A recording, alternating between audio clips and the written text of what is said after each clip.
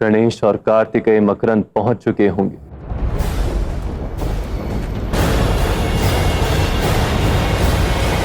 वहां उस ऊर्जा की जागृति होगी जो पार्वती के मानव अवतार को दिव्यता प्रदान करने में सहायक होगी। किंतु इन 52 शक्तिपीठ को जागृत करने के लिए नियति पहले उनकी शक्तियों का परीक्षण करेगी।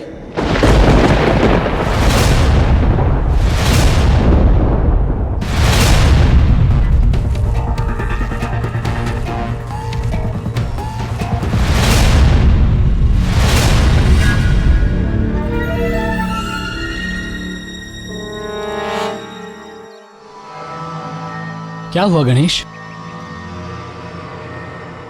ज्येष्ठ, प्रतीत हुआ पीछे कोई है। कुछ नहीं, चलिए मंदिर की ओर चलते हैं।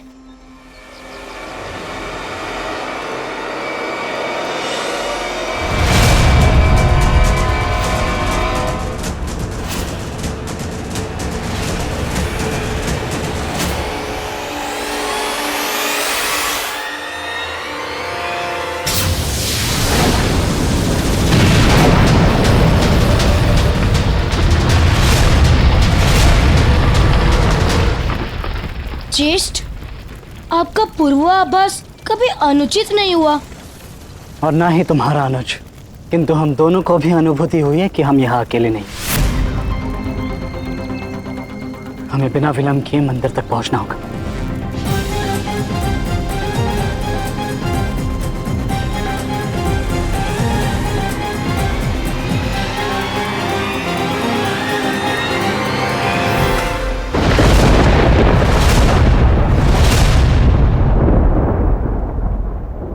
आज्ञा दे महादेव, जाने का समय हो चला है। अगली भेंट पर कदाचित परिस्थिति भिन्न हो, किंतु महाकाली के पुनर्जन्म तक नियति के आधार पर हमें अपनी अपनी भूमिका का वहन करना होगा। आप अपने कर्म का पालन कीजिए, मैं अपने धर्म का पालन करूंगा।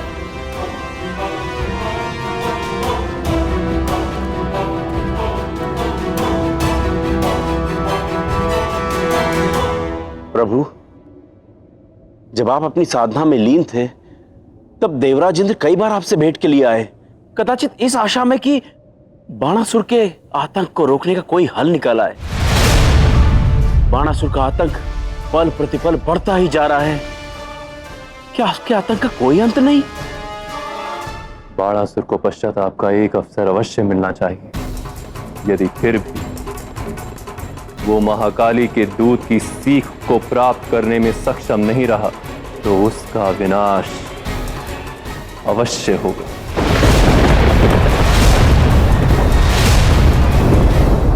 दूत, वो भी महाकाली की ओर से। प्रस्तुत करो उसे, देखूं तो महाकाली का दूत है कौन।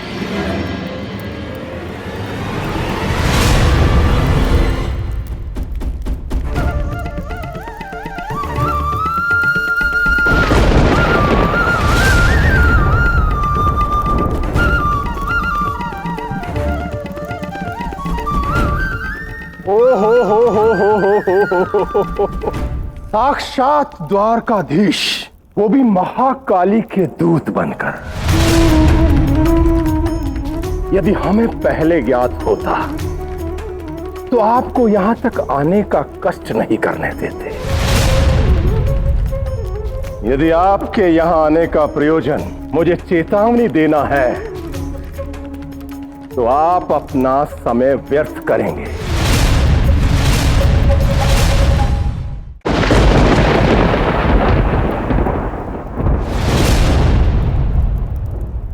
वहां क्या देख रहे हैं द्वारकाधीश? देख रहा हूं जो सहस्त्र भुजाओं का वरदान तुम्हें महादेव से प्राप्त हुआ था, वो तुम्हारी उद्दंडता का मूल्य चुकाने के लिए कितनी आतुर है। तुम मेरा कुछ नहीं कर पाओगे कृष्ण। मुझे स्वयं महादेव और महाकाली से वरदान की ढाल प्राप्त है। इन वरदानों से तुम विजय या अमर नहीं हो बानासुर। तुम्हारे वरदान यदि तुम्हारी चट्टान है तो नियति और धर्म बहती धारा है जो किसी भी चट्टान में सुराग कर सकती। इसलिए सावधान हो जाओ और महाकाली के सुझाव को स्वीकार करो और अपने वरदानों को संसार की भलाई के लिए प्रयोग करो, अन्यथा अपने चयन का परिणाम शीघ्र ही भोगोगे।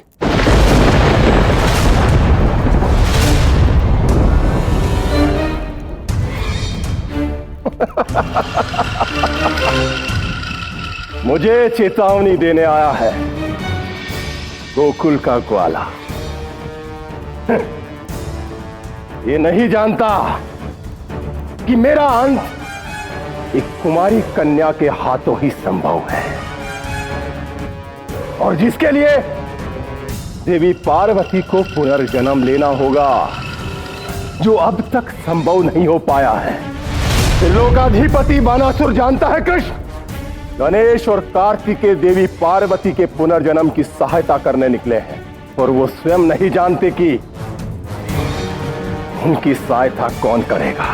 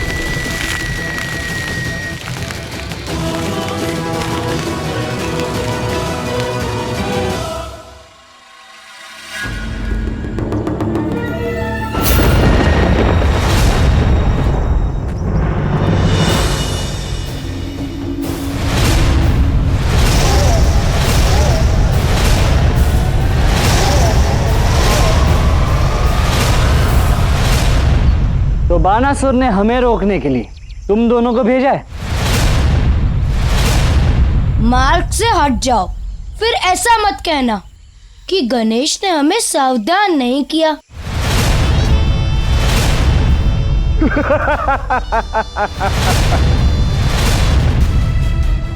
देखा सुंदर, अब ये बालक हिंगोल और सुंदर को धमकाने का प्रयास कर रहे हैं।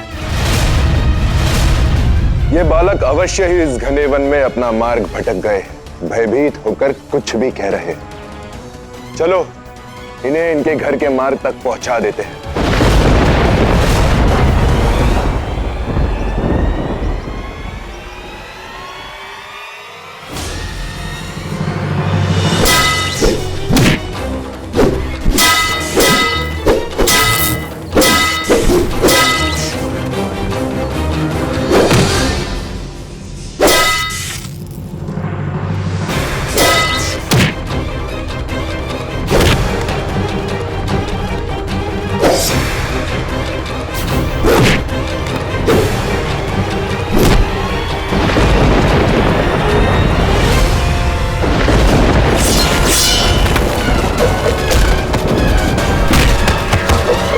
गणेश, सुंदर और हिंगोल की योजना युद्ध करना नहीं, हमें मंदिर से दूर रखना है।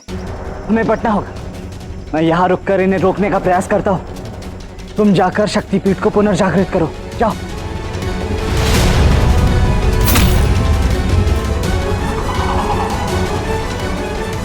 बालक से क्या लड़ते हो दानवो? देव सेनापति सज्ज है और तुम दोनों के लिए तो मैं अकेला ही पर्याप्त हूं।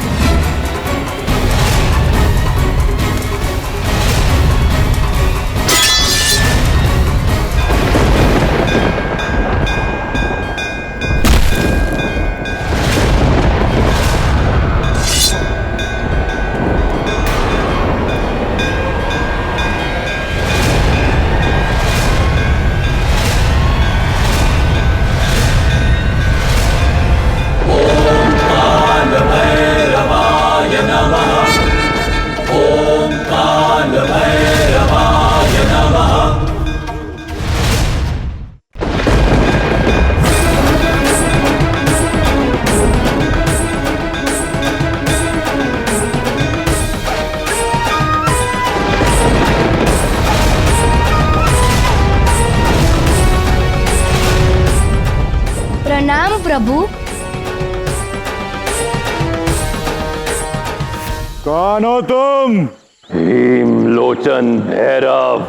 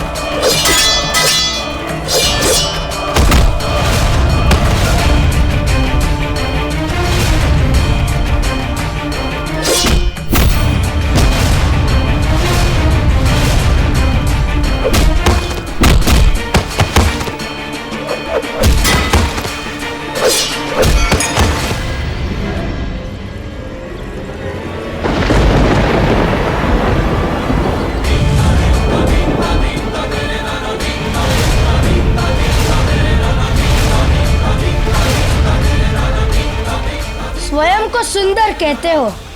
सुंदरता रूप, वस्त्र या आभूषण में नहीं, सुंदरता व्यक्ति के कर्म, वाणी और विचारधारा में होती है, जो तुम में नहीं। इसीलिए तुम असुंदर हो और तुम्हारा अस्तित्व समाप्त होने योग्य है।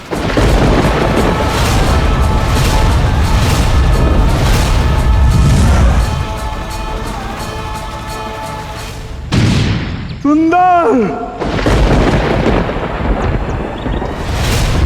गणेश!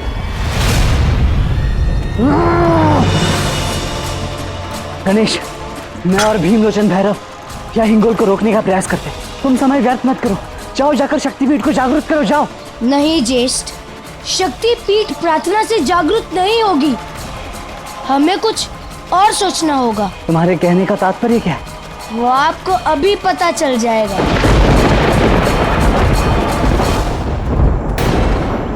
अब आप शांत हो जाइए भीमलोचन। अब पार्वती पुत्र गणेश हिंगोल से युद्ध करेगा।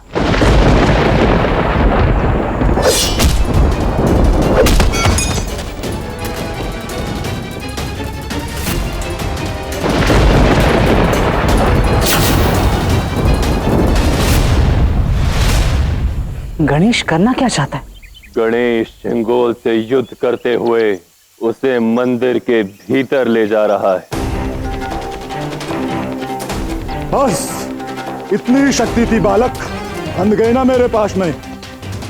अब बोलो, कैसे करोगे तुम मेरा अंत? मैं क्यों करूंगा? मैं तो एक भोला आबूद बालक हूँ जिसे पाश में बांधकर तुम कष्ट पहुंचा रहे हो। अब तो तुम्हारा अंत उनके हाथों होगा जो मेरा कष्ट सह नहीं सकती। माँ!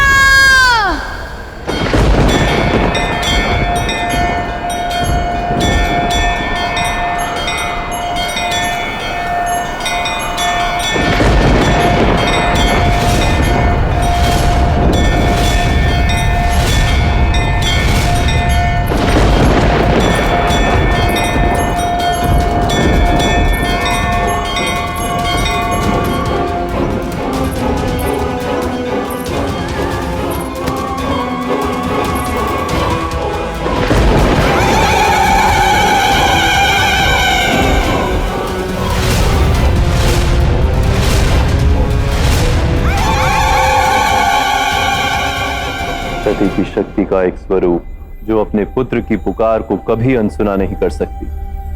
प्रभु, आपकी मुस्कान ये दर्शा रही है कि कुमार विनायक और कुमार कार्तिकेय मकरन शक्तिपीठ को जागृत करने में सफल हुए। आनंदी, मकरन में स्थापित देवी का ये स्वरूप शक्ति का सबसे प्राचीन स्वरूप है, जिसका सहज अनुमान और प्रतिक्रिया संसार के सभी अन्य जीवों से तीव्र है, क्योंकि शक्ति का ये रूप ज्ञान और चेतना की पराकाष्ठा है। प्रभु, माता के इस स्वरूप को किस नाम से जाना जाता है? इसके लिए तो मैं सीमा में बंधा हूं नंदी, क्योंकि एक पुत्र ने अपनी माता को रक्षा के लिए बुलाया है। अब वो अपनी माता को क्या नाम देता है वो उस पर निर्भर करता है।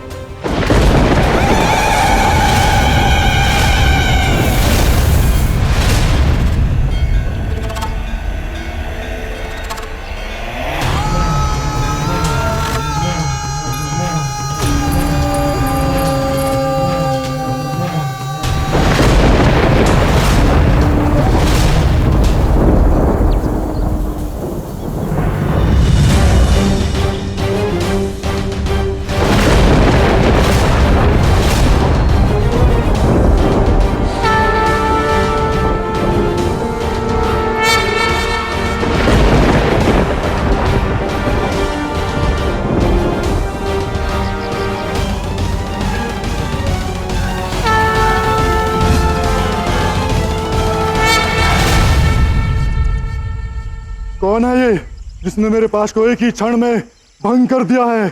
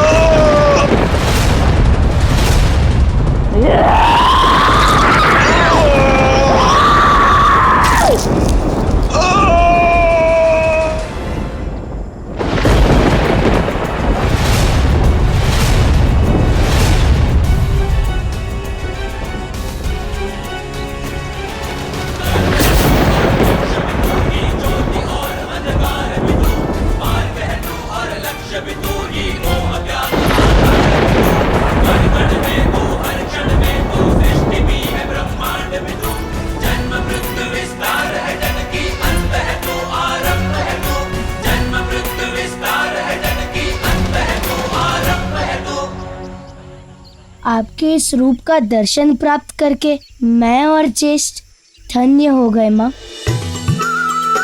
आपने हिंगोल दानव का वध करके मेरे प्राणों की रक्षा की।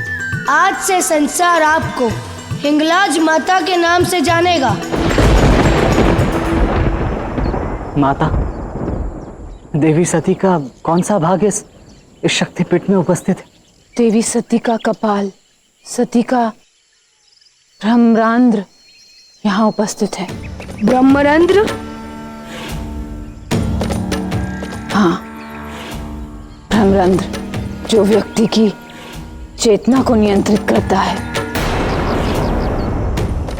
मृत्यु के पश्चात इसी मार्ग से व्यक्ति की आत्मा मुक्त होती है। मृत्यु के पश्चात कपाल क्रिया में इसी स्थान पर प्रहार करके आत्मा को परमात्मा से मिलने का मार्ग दिया जाता है, ताकि दैहिक विघटन हो सके और आत्मा दूसरे शरीर को धारण करने के लिए अग्रसर हो सके। तुमने इस शक्ति पीठ को जागृत करके चेतना से जुड़ी उन ऊर्जाओं को सक्रिय कर दिया है जो देवी पार्वती के पुनर्जन्म में सहायक होंगी।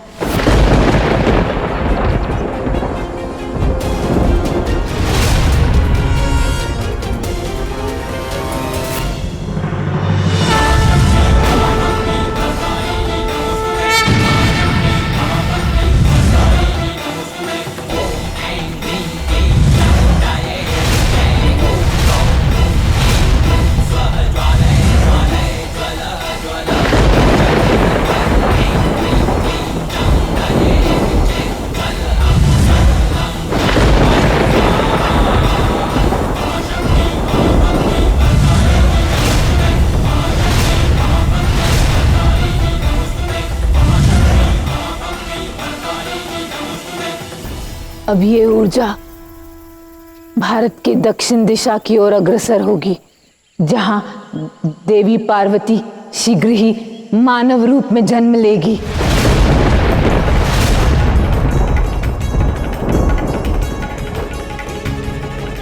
तुम्हारी ये यात्रा संपन्न हुई। अब तुम्हें अगली शक्तिपीठ की यात्रा के लिए सज्ज होना चाहिए। सफल भव।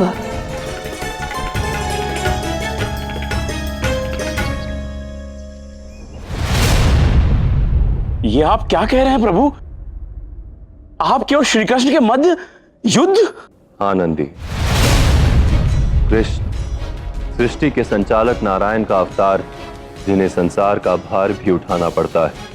फिर चाहे समुद्र मंथन के समय कूर्म अवतार लेकर पर्वत को पीठ पर क्यों ना उठाना पड़े, और अब बानासुर का अंत करने के लिए उन्हें आगे आना होगा। फिर चाहे उसकी रक्षा करने के लिए मैं ही सामने क्यों ना खड़ा। ये तो अनिष्ट है प्रभु। आप उनके आराध्य और वो आपके। आप दोनों को इस युद्ध में कितनी पीड़ा होगी, इसका कोई अनुमान नहीं लगा सकता। पीड़ित तो मैं पहले ही पार्वती के वियोग में हूं नंदी। हर पल ये प्रतीक्षा रहती कि कब पार्वती का पुनर्जन्म होगा, और जो कुछ घटित हो रहा है वो सब पार्वती के पुनर्जन्म की एक प्रक्रिया का अंश मात्र है। मैं, गणेश, कार्तिकेय और कृष्ण तो केवल अपनी अपनी भूमिका निभा रहे हैं। मैं समझ नहीं पाया प्रभु। युग परिवर्तन के समय सृष्टि के संचालक होने के तौर पर पाप पुण्य के मध्य संतुलन बनाने के लिए नारायण समय समय पर धरती पर अवतरित होते रहते हैं।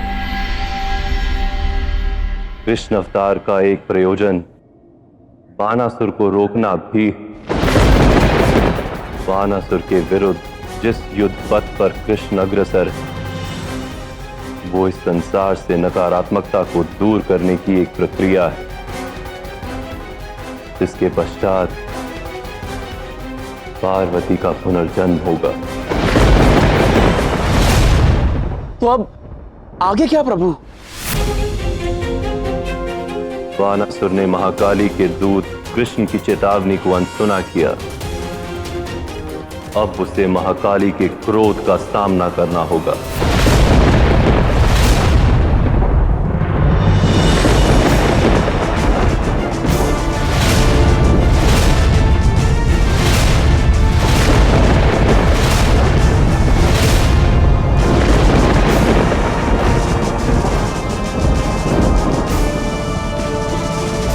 ठहरो, ठहरो। ये क्या हुआ द्वारकाधीश? शंख ध्वनि होने से पहले ही अपने समर्पण का निर्णय ले लिया।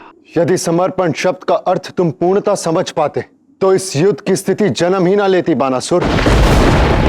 तुम महादेव के भक्त थे। यदि महादेव की भक्ति में पूर्णता स्वयं को समर्पित करते तो अपने पतन की ओर नहीं, अपनी मुक्ति की ओर अग्रसर होते।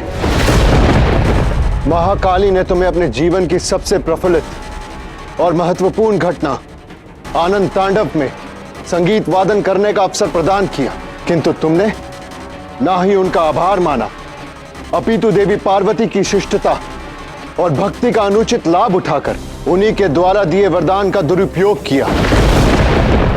यदि तुम चाहते तो इन सहस्त्र भुजाओं में शस्त्र उठाने के स्थान पर महादेव और महाकाली की आराधना करते, किंतु तुम्हें उचित और अनुचित के मध्य भेद समझ में नहीं आया, और अब यह युद्ध तुम्हारे अंत का आरंभ बनेगा बानासुर। मैंने तुम्हें यहां आत्मसमर्पण करने के प्रयोजन से नहीं रोका, बल्कि इसलिए रोका कि ताकि मैं तुम्हें दिखा सकूं कि इस युद्ध में मेरे अतिरिक्त और कौन कौन सम्मिलित है।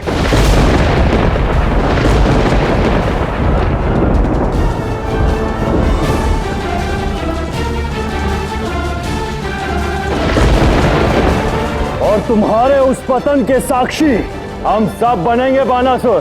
देवलोक की पराजय के पश्चात भी तुम सभी देवगण मेरे समक्ष आने का साहस कर बैठे। ऐसा प्रतीत होता है तुम्हें और तुम्हारे सभी देवगणों को मेरे द्वारा तिरस्कृत होने में बड़ा ही आनंद आता है। तुम्हारे बल और अहंकार ने तुम्हें दृष्टिहीन बना दिया है बानासुर, किंतु अब श्री कृष्ण तुम्हें तुम्हारे पतन का मार्ग दिखाएंगे, और उस मार्ग को तुम तुम्हारे इन नेत्रों से ही देखोगे। यदि आज इस युद्ध भूमि में मुझसे पूरी सृष्टि भी युद्ध करने उतर आए तो भी मुझे कोई हानि नहीं पहुंचा सकता। आक्रमण! आक्रमण! आक्रमण!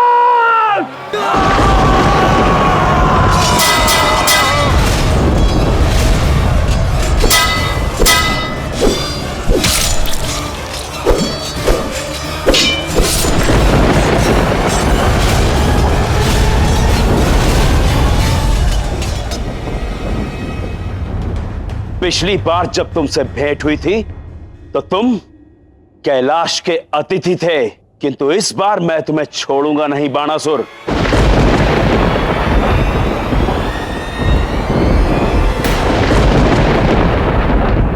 रुक क्यों गए नंदी? आगे बढ़ो, युद्ध करो बानासुर से। कैसे युद्ध करूं प्रभु, जबकि मैं जानता हूं कि आप बाणासुर की रक्षा के वचन में बंधे हुए हैं। उचित कहा, किंतु तुम और कैलाश पर उपस्थित सभी गणप्रेत स्वतंत्र हैं।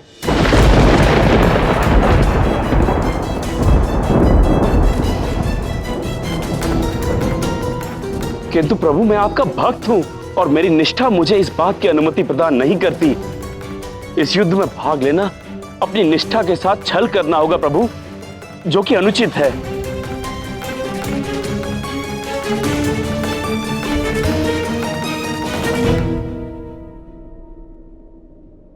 एक बात सदैव स्मरण रखना नंदी, इस संसार में कुछ भी उचित या अनुचित नहीं होता। यदि कुछ अस्तित्व में है तो केवल मनुष्य का कर्म और उसका कर्म फल, क्योंकि मनुष्य का कर्म उसकी इच्छा पर निर्भर करता है और प्रत्येक मनुष्य अपने कर्म का चयन करने के लिए स्वतंत्र है। मेरी और तुम्हारी निष्ठा बाणासुर के विरुद्ध तुम्हें युद्ध करने से नहीं रोक सकती। मेरा कर्म है बाणासुर को दिए अपने वरदान का मान रखना, और तुम्हारा कर्म है बाणासुर के विरुद्ध युद्ध करना।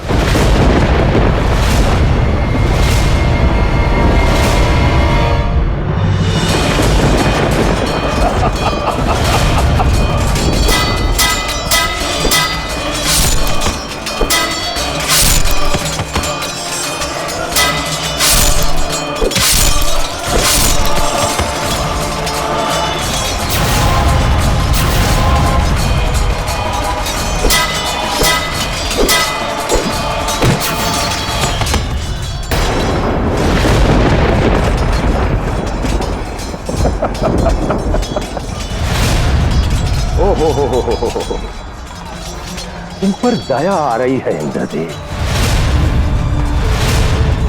इससे पहले तुम देवलोक हारे, पर अब तुम अपना सम्मान भी हारोगे। इससे पूर्व जब भी तुम पर कोई संकट आता था तो तुम महादेव और महाकाली की सहायता मांगने कैलाश से जाया करते थे, पर अब तो तुम वो भी नहीं कर सकते। बोलो इंद्रदेव, अब क्या करोगे? तुम्हें अब भी महादेव और महाकाली की महिमा की भव्यता का अनुमान नहीं। उनके आनंद तांडव के साक्षी तो तुम बने, किंतु ये नहीं समझ पाए कि ये समस्त सृष्टि और कुछ नहीं बल्कि शिव और शक्ति के नृत्य से प्रसारित उनकी ऊर्जा का फल है। और इस ब्रह्मांड के लिए इस युद्ध में सम्मिलित होना कोई कठिन बात नहीं है बानासुर। प्रकृति की यह संरचना अपनी ऊर्जाओं के स्पंदन मात्र से इस युद्ध में सम्मिलित होने के लिए सक्षम है, और जिसे शीघ्र ही तुम अपने नेत्रों से देख पाओगे बानासुर। आपके और माता के लिए मैं बाणासुर से युद्ध करूंगा।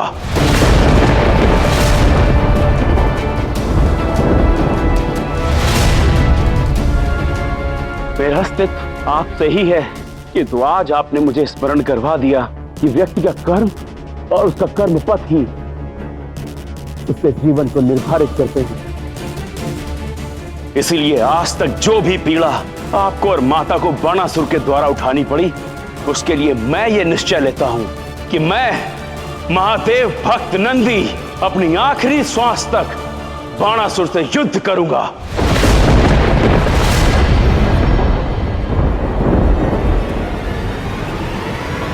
इस उद्देश्य में हम भी आपके साथ हैं।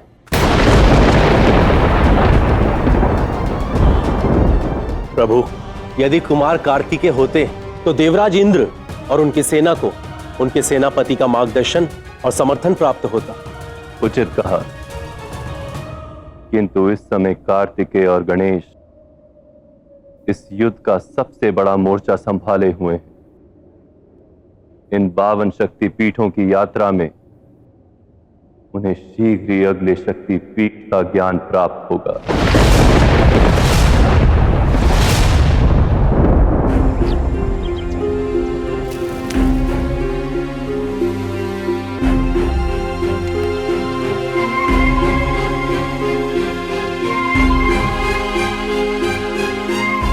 मैं आपके जितना प्रशिक्षित योद्धा तो नहीं, पर हाँ, आज मैंने युद्ध में जो निपुणता दिखाई है उसके लिए आपको मुझे श्रेय तो देना ही होगा।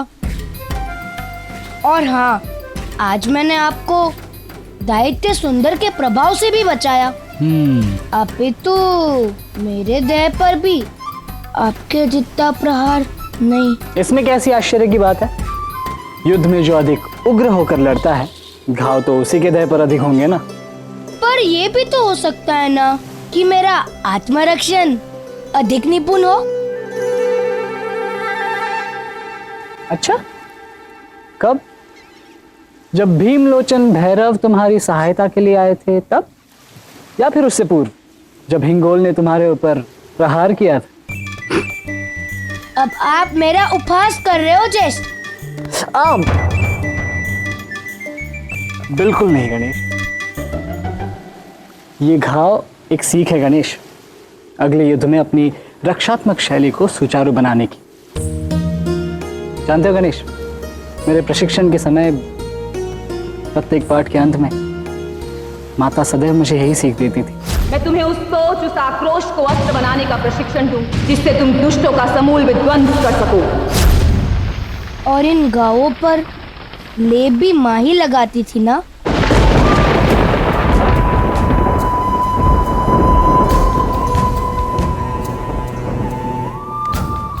निश्चिंत रहो गणेश, तुम जिस तीर्थ यात्रा पर निकले उसके पूर्ण होते ही माता का पुनर्जन्म शीघ्र ही होगा।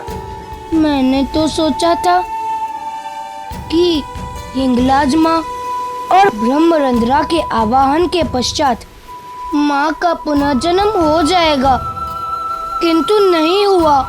ना जाने हमें माँ के पुनर्जन्म के लिए कितने शक्ति पीठों की यात्रा पर जाना होगा।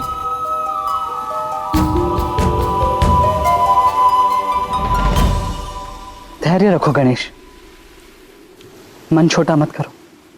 देखा नहीं, माँ ने ही हमें इस शक्तिपीठ का मार्ग दिखाया था। और फिर तुम तो बुद्धि के देवता हो। मुझे विश्वास है कि यदि हम एकाग्र चित्त से सोचने का प्रयास करें तो हम अगले शक्तिपीठ तक भी पहुंच सकते हैं। उचित कहा ज्येष्ठ।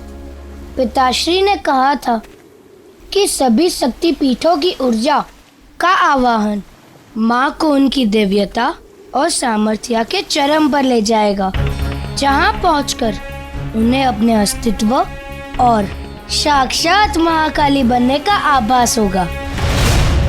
किंतु माँ के पुनर्जन्म के लिए हमें केवल प्रमुख शक्तिपीठों को सक्रिय करने की आवश्यकता है।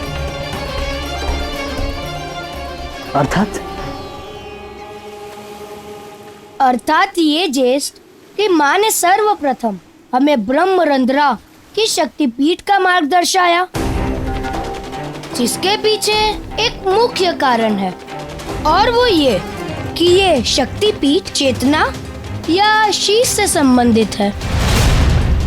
और चूंकि हम चैतन्य को जागृत कर चुके हैं, तो अगले शक्तिपीठ का संबंध अवश्य ही लिंग से जुड़ा होना चाहिए। आइए ज्येष्ठ, हम उन देवी और उन ऊर्जाओं का आवाहन करें, और फिर माँ का पुनर्जन्म निश्चित है।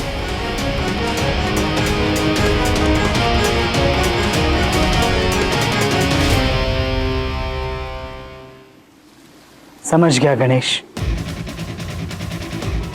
मुझे ज्ञात है कि अब हमें किस दिशा की ओर चलना चाहिए। कहाँ ज्येष्ठ? हमें अगले शक्तिपीठ के लिए देवी कामाख्या की ओर जाना होगा।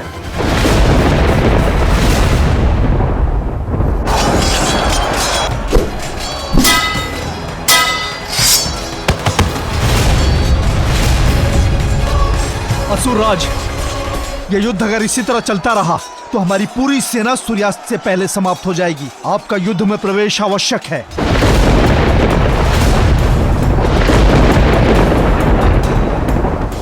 प्रतीत होता है कि महादेव ने अपने भक्त की सहायता के लिए अपने दूत भेजे हैं। बड़े ही उचित समय आए हो। चलो इस युद्ध का समापन यहीं करते हैं।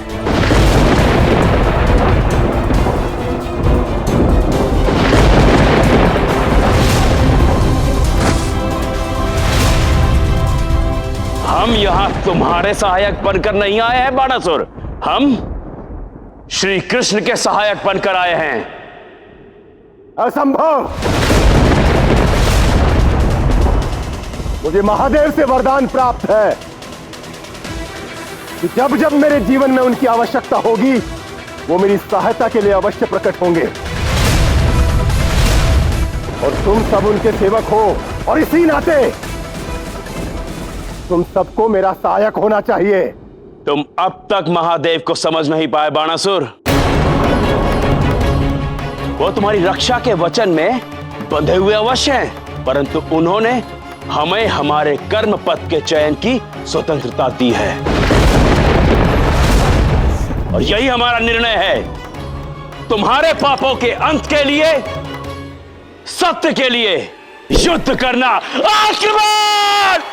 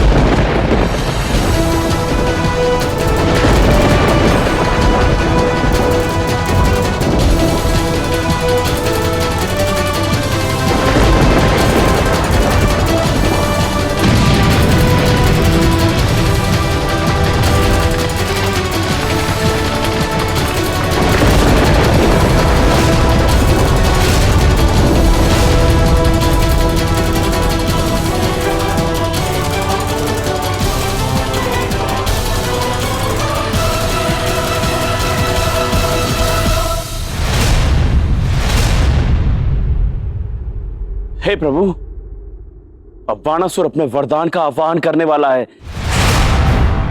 तुम्हारा अगला कदम तुम्हारा प्रारब्ध पाने में थोड़ा विलंब अवश्य कर सकता है, किंतु उसे रोक नहीं सकता बानासुर। तुम अपने प्रारब्ध की चिंता करो द्वारकाधीश।